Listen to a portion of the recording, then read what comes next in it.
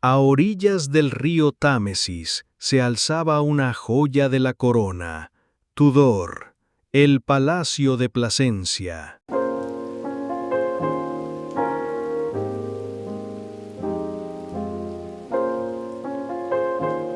Su nombre significaba lugar agradable, y durante generaciones había hecho honor a él. Fue la cuna de la formidable reina Isabel I y su hermana María, un lugar de justas, banquetes y celebraciones reales. Pero en el sofocante verano de 1553, los pasillos de Placentia, que antes resonaban con música y risas, se habían sumido en un silencio tenso y pesado. Detrás de una puerta cerrada, el joven rey de Inglaterra, Eduardo VI, de apenas 15 años, se consumía lentamente por una enfermedad repentina y brutal. Su muerte, rodeada de circunstancias tan turbias, no solo pondría fin a una vida joven, sino que desataría una crisis de sucesión que amenazaba con desgarrar el reino y daría origen a un misterio que incluso hoy los historiadores no logran resolver del todo. ¿Cómo pudo el esperado heredero de la dinastía Tudor, un rey adolescente aparentemente sano, desvanecerse tan abruptamente? La respuesta, o la falta de ella, yace en las sombras de la corte más poderosa y peligrosa del mundo. Para entender la magnitud de la tragedia, debemos retroceder a su nacimiento. El 12 de octubre de 1537, cuando Eduardo vino al mundo, Inglaterra contuvo la respiración. Su padre, el rey Enrique VIII, había movido cielo y tierra por un heredero varón. Había desafiado al Papa, divorciado de Catalina de Aragón y decapitado a Ana Bolena en su desesperada búsqueda de un hijo que asegurara su linaje. Eduardo, hijo de su tercera y favorita esposa, Juana Seymour, era la encarnación de esa victoria. Pero el destino es cruel. La alegría nacional se vio truncada cuando la reina Juana murió por complicaciones del parto, apenas 12 días después. De repente, el preciado heredero era también un niño huérfano de madre, un tesoro frágil que debía ser protegido a toda costa. El peso de estas expectativas fue inmortalizado en un extraordinario retrato de 1538, pintado por el maestro Hans Holbein el Joven. En él, un Eduardo de apenas un año nos mira con una seriedad impropia de su edad. Sostiene un sonajero de oro, pero su diseño evoca deliberadamente el cetro real de su padre. Es un rey en miniatura. Una inscripción en latín en el cuadro es aún más reveladora. Una profecía y una orden. Pequeño, emula a tu padre y sé el heredero de su virtud. Si lo superaras, serías el más grande de todos. No era un deseo, era una carga inmensa colocada sobre los hombros de un niño. En enero de 1547, esa carga se hizo real. Enrique VIII murió, y el niño, con solo 9 años, se convirtió en Su Majestad, el rey Eduardo VI. Pero un rey de 9 años no puede gobernar. El testamento de Enrique había establecido un consejo de regencia de 16 hombres para gobernar colectivamente, un sistema diseñado para evitar que una sola persona acaparara el poder.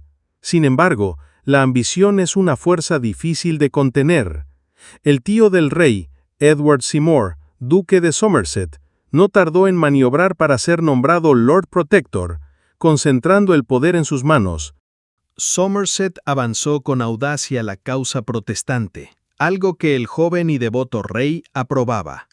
Pero su liderazgo fue torpe. Se enfrascó en costosas guerras con Escocia y sus reformas económicas y religiosas provocaron un caos generalizado, incluyendo levantamientos violentos como la rebelión del Libro de Oración.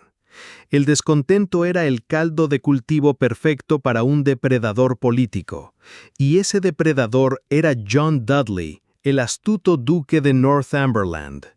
Viendo la debilidad de Somerset, Dudley orquestó una brillante toma de poder en 1549, derrocando al Lord Protector y posicionándose como el nuevo y verdadero poder detrás del trono. Con Northumberland al mando, Uno podría pensar que Eduardo era un simple títere, pero los registros, incluyendo el propio diario del rey, nos muestran una imagen diferente. A medida que entraba en la adolescencia, Eduardo se convirtió en una figura fría, inteligente y cada vez más dogmática. Se interesaba activamente en los asuntos de Estado, y su fervor por la reforma protestante no era un eco de sus consejeros, sino una convicción personal y ardiente. Estaba decidido a purgar Inglaterra de todo vestigio de catolicismo y a continuar la obra de su padre, llevándola a extremos que el propio Enrique VIII jamás habría contemplado. Esta alianza entre el joven rey idealista y el calculador duque transformaría Inglaterra para siempre, pero también pondría en marcha los engranajes de una tragedia inminente y un misterio sin resolver. El reinado de Eduardo VI, aunque duró apenas 6 años, no fue un simple capítulo de transición. Fue un terremoto cultural y espiritual. Impulsado por una convicción que ardía con la furia de la juventud y la certeza de los justos, Eduardo, junto al arzobispo Thomas Cranmer, se propuso demoler y reconstruir el alma de Inglaterra. Imaginen el shock del campesino promedio. Durante siglos, la misa había sido un misterio en latín. Las iglesias estaban llenas de estatuas coloridas, velas parpadeantes y vidrieras que contaban historias sagradas. De repente, todo eso fue arrancado. Las estatuas fueron destrozadas, las paredes encaladas y los servicios se leían en un inglés claro y directo desde el nuevo Libro de Oración Común. El clero, antes célibe, ahora podía casarse. Los 42 artículos de la nueva fe no eran una sugerencia, sino una declaración de guerra teológica contra Roma. Fue una revolución total, implementada a una velocidad vertiginosa. Este nuevo orden era la obra de la vida de Eduardo, pero sabía que era frágil. Y la mayor amenaza para su legado no venía de un enemigo extranjero, sino de su propia sangre. Sabía que si moría, su media hermana, María, una católica tan devota como él era protestante, ascendería al trono. Para Eduardo, esto no era solo un cambio de política, era el apocalipsis. Podía preverlo. Las iglesias restauradas a la obediencia papal, los clérigos casados expulsados y el fuego de la persecución volviendo a las calles de Londres. No estaba dispuesto a que su Inglaterra protestante se ahogara en las llamas de una contrarreforma. Su legado tenía que ser protegido, sin importar el costo. La crisis comenzó sutilmente, como a menudo lo hacen las catástrofes. Un resfriado en el invierno de 1553. Luego, una fiebre que no cedía. A principios de año el rey, que siempre había sido delgado, comenzó a toser violentamente. Los médicos de la corte, con sus limitados conocimientos, observaban con creciente pavor cómo el rey se debilitaba día a día. Para la primavera, la verdad era innegable, aunque solo se susurraba en los pasillos más oscuros del palacio. El rey se estaba muriendo, y con él la estabilidad del reino. La ley, cimentada en el testamento de Enrique VIII y el tercer acta de sucesión del Parlamento, era explícita. Primero María, luego Isabel. Desafiarla era desafiar la voluntad del rey muerto y la ley del país. Era traición. Pero para John Dudley, el duque de Northumberland, la traición era solo una herramienta más. Vio la crisis no como un desastre, sino como la oportunidad de su vida. En las largas horas junto al lecho del rey moribundo, Northumberland susurró al oído de Eduardo, avivando sus miedos religiosos. Le presentó una visión del futuro. Una Inglaterra arrastrada de vuelta a la oscuridad católica por su hermana María. Y luego le ofreció una solución. Un nuevo documento, el dispositivo para la sucesión, que reescribiría el futuro. En él Argumentando que ambas eran hijas de matrimonios anulados, María e Isabel serían declaradas ilegítimas y excluidas del trono. Pero si no eran ellas, ¿quién? La respuesta de Northumberland fue una obra maestra de audacia política. La corona pasaría a la muy protestante y dócil prima de Eduardo, Lady Juana Grey. Y convenientemente, el esposo de Lady Juana no era otro que el propio hijo de Northumberland, Guildford Dudley. Era un plan para fundar una nueva dinastía, la dinastía Dudley. El plan encontró una resistencia feroz. El Lord Jefe de Justicia se negó a redactar el documento, declarando que era un acto de traición castigado con la muerte. Pero Northumberland no aceptaría un no por respuesta. Entre la presión implacable del duque y las súplicas desesperadas de su rey moribundo, uno por uno, los hombres más poderosos de Inglaterra firmaron el documento, muchos de ellos con el temor de estar firmando su propia sentencia de muerte. El escenario estaba listo, la conspiración sellada.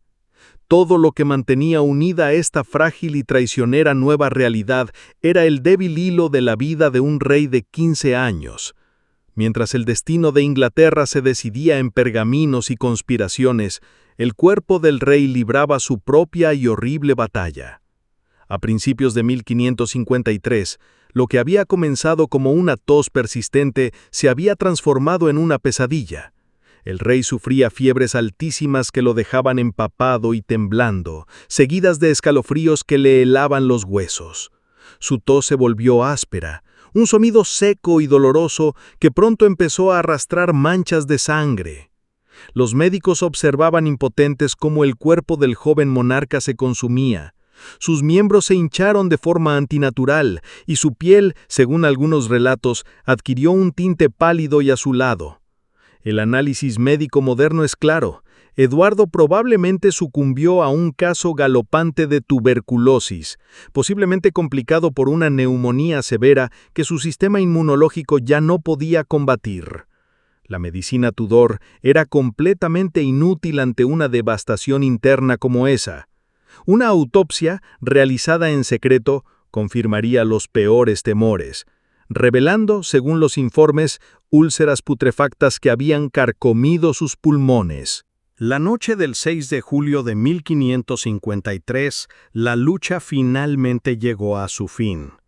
En sus aposentos del Palacio de Placentia, el rey de 15 años yacía en su lecho de muerte. Los cortesanos que lo rodeaban afirmaron que, en sus momentos finales, su mente estaba fija en una sola cosa: su legado. Según la leyenda, sus últimas palabras no fueron para sí mismo, sino una súplica a Dios, un último esfuerzo de su voluntad de hierro. Señor Dios, defiende este reino del papismo y mantén tu verdadera religión. Y con esa plegaria en sus labios, el rey Eduardo VI se desvaneció en la historia. En el instante en que el rey murió, el silencio que cayó sobre la habitación no fue de duelo, sino de tensa conspiración. La muerte de un monarca normalmente se anunciaba con el tañido de las campanas por todo el país. Esta vez, las campanas permanecieron mudas. La muerte de Eduardo fue el secreto mejor guardado de Inglaterra. John Dudley, el duque de Northumberland, actuó con la velocidad de una serpiente. Ordenó que las puertas del palacio fueran selladas. Nadie entraba, nadie salía. Durante días, mientras el cuerpo del rey yacía oculto, Northumberland consolidó su poder, moviendo a sus hombres a posiciones clave y asegurando la Torre de Londres. Su objetivo era simple: proclamar a Lady Juana Grey como reina antes de que sus enemigos pudieran reaccionar. Pero subestimó gravemente a la mujer que había desheredado. María Tudor, que se dirigía a Londres supuestamente para visitar a su hermano enfermo, fue advertida en secreto del complot. Comprendió al instante que se dirigía a una trampa. En lugar de continuar hacia la capital, donde le esperaba una celda en la torre, dio media vuelta y cabalgó con furia hacia el este, a sus bastiones de East Anglia. Desde ahí hizo lo que Northumberland temía. Envió cartas a todo el reino proclamándose como la legítima reina de Inglaterra y denunciando la conspiración. Mientras tanto, en Londres, el cuerpo sin vida de Eduardo se convirtió en el último peón de la lucha por el poder. Finalmente, el 8 de agosto de 1553, el rey muerto fue enterrado en la abadía de Westminster, pero el funeral fue el insulto final a todo lo que él había defendido. Por orden directa de la ahora triunfante reina María I, quien ya había sido aclamada por el pueblo, se celebró una misa de requiem católica por el alma de su hermano protestante. Fue un acto de humillación deliberada, una declaración de que el reinado de Eduardo había terminado y que su revolución religiosa sería enterrada con él.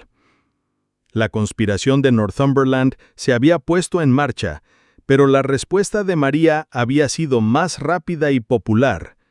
Ahora 2 reinas clamaban un solo trono, y el país se preparaba para una confrontación que parecía inevitable.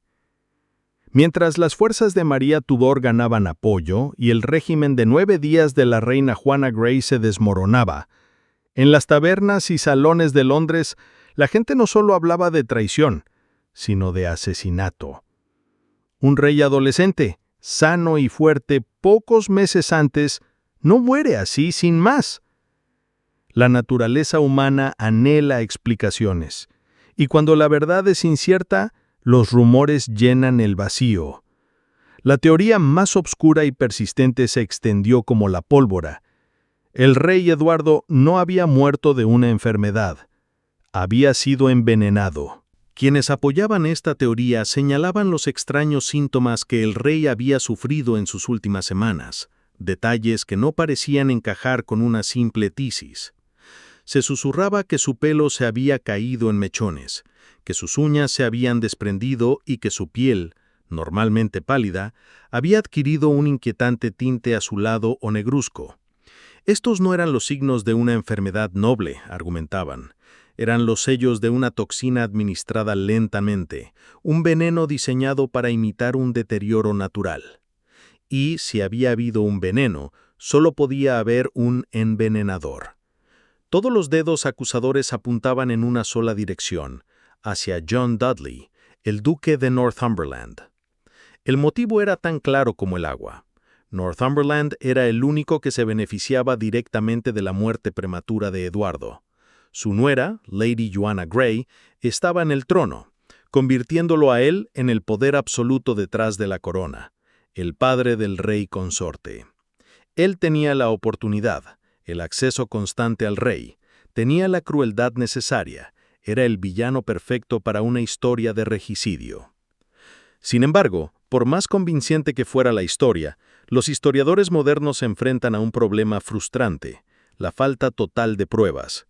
Nunca ha surgido una sola carta, un solo testimonio creíble, una sola pieza de evidencia que demuestre un complot de envenenamiento. La historia, aunque jugosa, sigue siendo una especulación. El fin de Northumberland llegó, pero no por el asesinato que se le atribuía. Su caída fue producto de su propia arrogancia. Su intento de instalar a Juana Grey fracasó estrepitosamente cuando el apoyo a María se hizo abrumador. Sus hombres lo abandonaron y fue arrestado por alta traición. Durante su juicio, en un intento desesperado y desconcertante por salvar su vida y la de su familia, el hombre que había sido el campeón de la causa protestante renunció a su fe y profesó ser católico una vez más. Fue un movimiento cínico que no engañó a nadie. La reina María no mostró piedad y John Dudley encontró su fin en el caldazo del verdugo el 22 de agosto de 1553. Curiosamente, aunque la cabeza de la familia Dudley rodó, este no sería el final de su influencia. Uno de sus hijos, un joven llamado Robert, llegaría a ser una de las figuras más prominentes y controvertidas de la siguiente era. Entonces, si Northumberland no lo envenenó, ¿qué explica los extraños síntomas?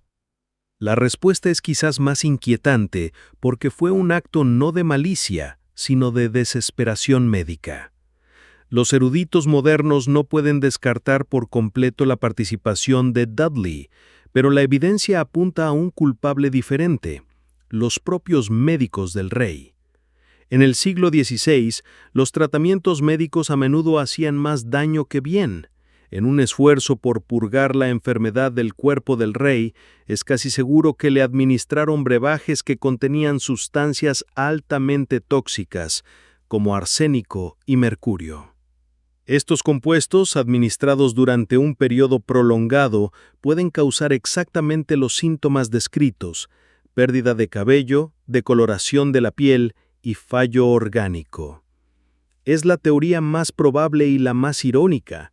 En su intento desesperado por curar a su rey, la medicina Tudor probablemente lo envenenó, creando un misterio que duraría casi 500 años.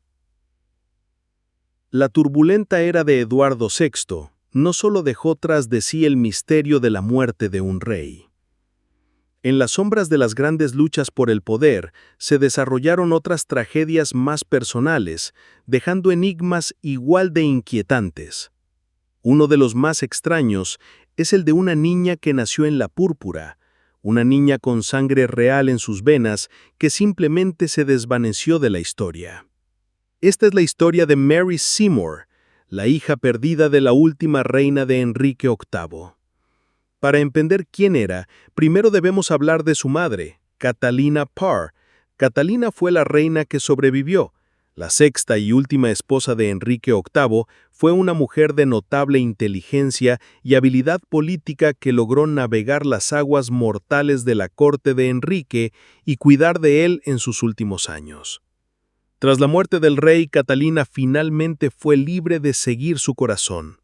Se casó con el hombre que amaba, el apuesto y audaz Sir Thomas Seymour, hermano de la difunta reina Juana.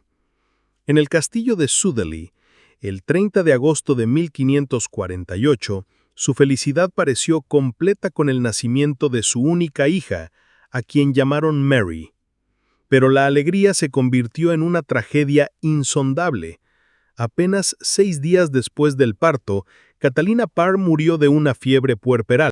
La pequeña Mary, la única descendencia de la última reina de Enrique, era ahora huérfana de madre, y el destino aún no había terminado con ella. Su padre, Thomas Seymour, era un hombre de ambición imprudente. Menos de un año después, fue declarado culpable de traición contra su sobrino, el rey Eduardo VI, y ejecutado en marzo de 1549.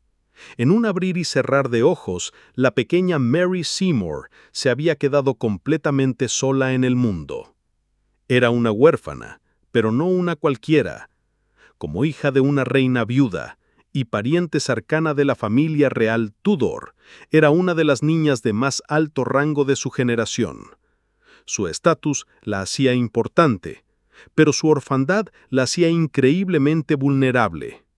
Antes de su caída, su padre había confiado su cuidado a una amiga íntima de su difunta esposa, Catalina Willoughby, la poderosa duquesa de Suffolk. La niña fue trasladada a la imponente residencia de la duquesa, el castillo de Grimsthorpe. Sobre el papel, era la solución perfecta, pero la duquesa pronto descubrió que cuidar de una niña con estatus casi real era una carga financiera aplastante. Se esperaba que Mary fuera criada con un lujo extremo, con su propia servidumbre y comodidades. La duquesa se quejó amargamente en sus cartas de que aquellos que se habían enriquecido gracias al favor de Catalina Parr ahora le daban la espalda sin ofrecer ayuda para el mantenimiento de su hija. La corona finalmente intervino, asignando la enorme suma de 500 libras al año para el mantenimiento de Mary, pero incluso eso no parecía suficiente. En un esfuerzo por asegurar su futuro, el Parlamento aprobó una ley en enero de 1550 que le devolvía a la joven Mary el derecho a heredar lo que quedaba de las propiedades de su padre ejecutado. El 13 de marzo de 1550, el Consejo Privado del Rey concedió oficialmente estos fondos para ayudar a cubrir los gastos de la niña. Este registro oficial, de la primavera de 1550, es la última vez que Mary Seymour aparece en la historia. Después de esa fecha, el rastro documental se enfría por completo. simplemente desaparece. Nadie reclamó su herencia, lo que sugiere fuertemente que no vivió lo suficiente. La mayoría de los historiadores concluyen que murió en primera infancia, probablemente antes de cumplir los 2 años. Pero lo que es tan desconcertante es el silencio. La mortalidad infantil era alta, pero la muerte de una niña de su estatus debería haber sido registrada. No hay registro de su entierro, ni una sola mención de su fallecimiento. Es como si, después de marzo de 1550, la tierra se la hubiera tragado. El silencio absoluto que rodea la desaparición de Mary Seymour es lo que ha permitido que florezcan las teorías más oscuras y las leyendas más románticas. Pero una de ellas, la más inquietante, no necesita de fantasmas ni de conspiraciones lejanas. Se centra en la mujer que tenía la niña en su poder, Catalina Willoughby, la duquesa de Suffolk. Como hemos visto, la duquesa se lamentaba constantemente por la carga que suponía la niña. Mary no era solo una huérfana que necesitaba un techo, era lo que se conoce como un elefante blanco, un regalo de estatus increíblemente prestigioso, pero ruinosamente caro de mantener. La duquesa había esperado que acoger a la hija de la reina viuda le granjearía el favor y el apoyo financiero de la élite, pero esa ayuda nunca llegó. Se quedó con todos los gastos y ninguna de las ventajas. Aquí es donde nace la teoría más siniestra. ¿Qué pasaría si la pragmática y abrumada duquesa decidiera que la solución más sencilla a un problema financiero irresoluble era, simplemente, eliminar el problema? Esta teoría postula que Mary Seymour se convirtió en un estorbo tan grande que su guardiana orquestó su desaparición. No necesariamente un acto de violencia cruel, sino quizás de negligencia calculada. En una era plagada de enfermedades infantiles, sería fácil que una fiebre repentina se llevara a la niña. Un entierro rápido y silencioso en una tumba sin marcar en los vastos terrenos del castillo de Grimsthorpe y el problema se desvanecería. El caos político de la época era la coartada perfecta. Con los hombres más poderosos de Inglaterra luchando por el poder tras la caída de Somerset y el ascenso de Northumberland, ¿quién iba a dedicar tiempo a investigar el paradero de la hija de un traidor ejecutado? La falta total de registros, que normalmente exoneraría a alguien, aquí se convierte en el pilar de la acusación. El silencio es la prueba. Dicho todo esto, es crucial recordar que no existe ni una sola prueba directa que apoye esta terrible acusación. Sigue siendo una teoría enteramente circunstancial, nacida de la desesperación financiera de una mujer y un silencio histórico muy conveniente. Por supuesto, la mente humana a menudo prefiere un romance a una tragedia. A lo largo de los siglos, surgieron leyendas que se negaban a aceptar un final tan sombrío para la pequeña Mary. Una escritora popular de la época victoriana, una era que adoraba las historias de herederos perdidos y encontrados, afirmó audazmente que Mary no había muerto en absoluto.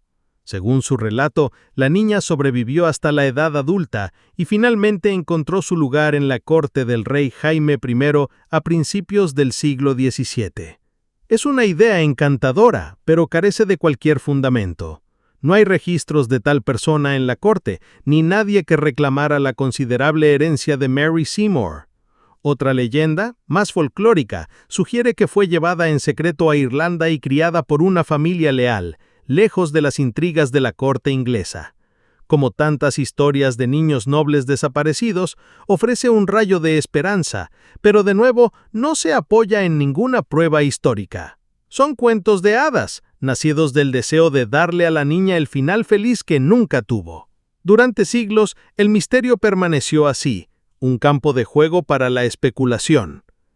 Hasta que una historiadora moderna, Linda Porter, desenterró la que ahora se considera la pista más convincente, la probable solución al enigma. La pista no se encontraba en un registro oficial, sino en un lugar inesperado. Un libro de poemas en latín publicado en 1573. El autor era John Parkhurst, un hombre que había sido el capellán personal de la madre de Mary, la reina Catalina Parr. Su conexión íntima con la familia le da a sus palabras un peso inmenso. El poema en cuestión es un epitafio, un lamento por una niña sin nombre. Describe a una niña a quien su madre reina dio a luz, pagando con el costo de su propia vida y que ahora, después de una breve existencia, descansa bajo una fría lápida de mármol. Los detalles son demasiado precisos para ser una coincidencia. La madre reina que muere en el parto solo puede ser Catalina Parr. La niña que le costó la vida solo puede ser Mary Seymour. Este breve y melancólico verso es casi con toda seguridad el registro perdido de la muerte de Mary. No fue asesinada por su guardiana ni se convirtió en una dama de la corte. Simplemente sucumbió a la frágil realidad de la vida en el siglo XVI y murió siendo una niña pequeña, tal como sospechaban los historiadores. El poema de Parkhurst es la pieza que parece resolver el qué le pasó a Mary Seymour. Sin embargo, aún con esta revelación, un velo de misterio permanece. El poema nos dice que murió, pero no nos dice dónde yace. Si la lápida de mármol estaba en Grimsthorpe, se ha perdido hace mucho tiempo, borrada por casi 500 años de cambios en la propiedad. La pequeña Mary Seymour ya no es una desaparecida, pero sigue siendo una perdida. Su lugar de descanso final sigue siendo un secreto, la última página no escrita de su corta y trágica historia.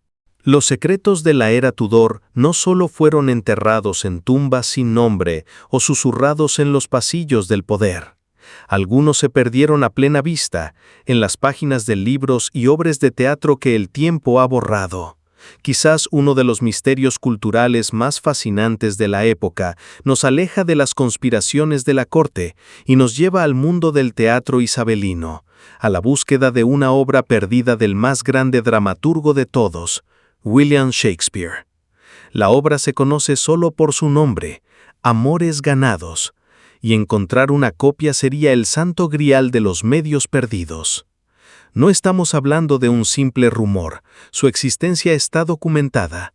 La primera prueba proviene de 1598, cuando un escritor llamado Francis Mears publicó una lista de las obras de Shakespeare, elogiándolo como el mejor de su tiempo.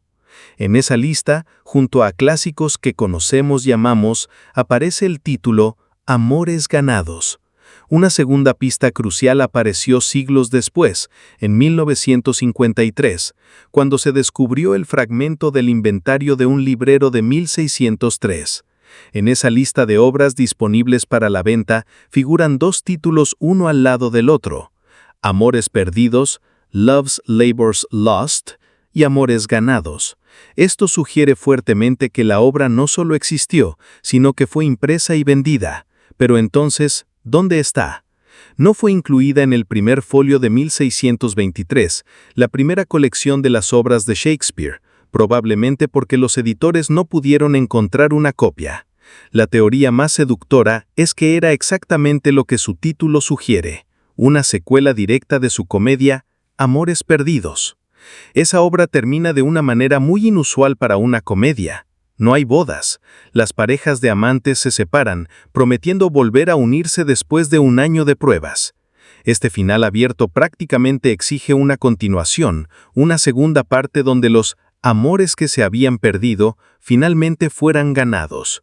Una secuela que mostrara las reuniones y las resoluciones románticas sería la conclusión perfecta, y el título encaja como un guante. Otra posibilidad es que no fuera una obra completamente nueva, sino un título alternativo para una comedia que sí sobrevivió.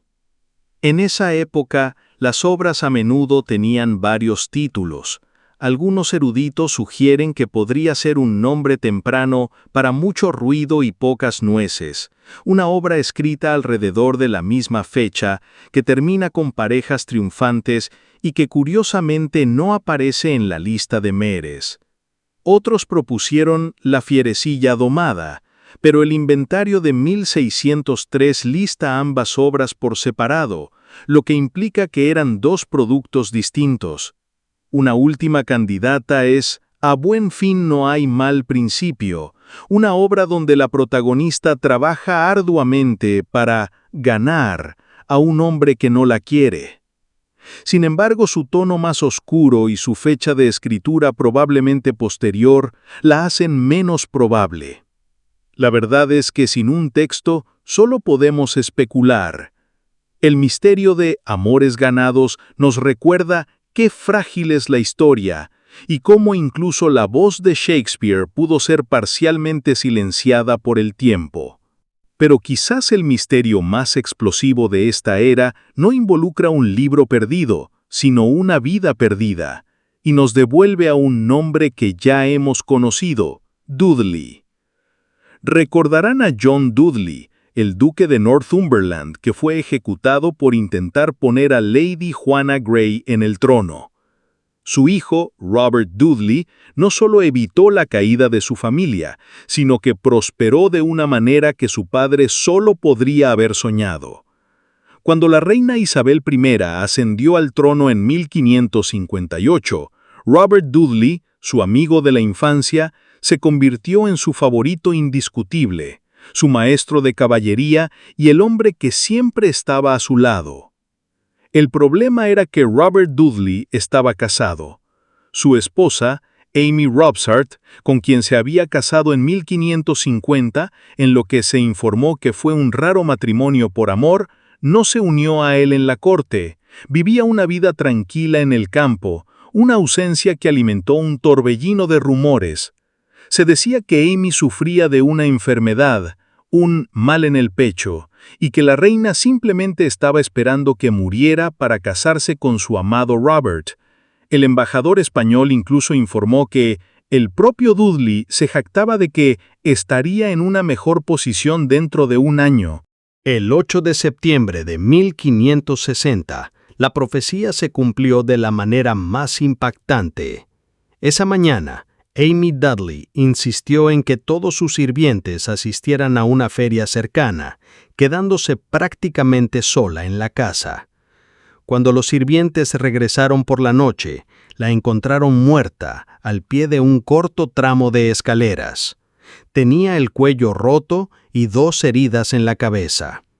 La investigación oficial del forense dictaminó muerte por desventura, una caída accidental. Pero casi nadie lo creyó. ¿Cómo podía una caída por unas pocas escaleras ser fatal? ¿Y por qué su cuerpo no mostraba más contusiones? Las sospechas se dispararon. El sospechoso más obvio era su propio esposo. Robert Dudley tenía el motivo más claro del mundo. Con Amy muerta, era libre para casarse con la reina de Inglaterra. Sus rivales en la corte no perdieron tiempo en señalarlo. Pero surgieron otras teorías. Algunos especularon que el consejero principal de la reina, William Cecil, podría haber orquestado la muerte de Amy para evitar que Dudley se volviera demasiado poderoso. Otros sugirieron el suicidio. Una sirvienta testificó que Amy parecía deprimida. Más recientemente, una teoría médica sugiere que podría haber tenido cáncer de huesos, lo que habría debilitado tanto su cuello que una caída menor podría habérselo roto. Nunca se probó nada, pero el escándalo fue suficiente. La nube de sospecha que rodeaba la muerte de Amy hizo que un matrimonio entre Isabel y Robert fuera políticamente imposible. La opinión pública nunca lo aceptaría. Ya fuera culpable o inocente, la muerte de su esposa le costó a Robert Dudley el premio final. Su oportunidad de convertirse en rey consorte se perdió para siempre, destruida por una caída por una corta escalera en una casa vacía. Desde un rey cuya muerte fue un misterio de Estado hasta una niña borrada de la historia, una obra maestra perdida en el tiempo, y el amor de una reina manchado para siempre por la sospecha, la era Tudor está llena de estas puertas cerradas. Si disfrutaste intentando abrirlas con nosotros, asegúrate de suscribirte y activar las notificaciones porque hay muchos más secretos esperando en las sombras. Y ahora, te pregunto a ti, de todos estos enigmas, ¿cuál te parece el más convincente o el más trágico? Deja tu teoría en los comentarios. La conversación más interesante es la que continúa después del video. Hasta la próxima. Sigan cuestionando la historia.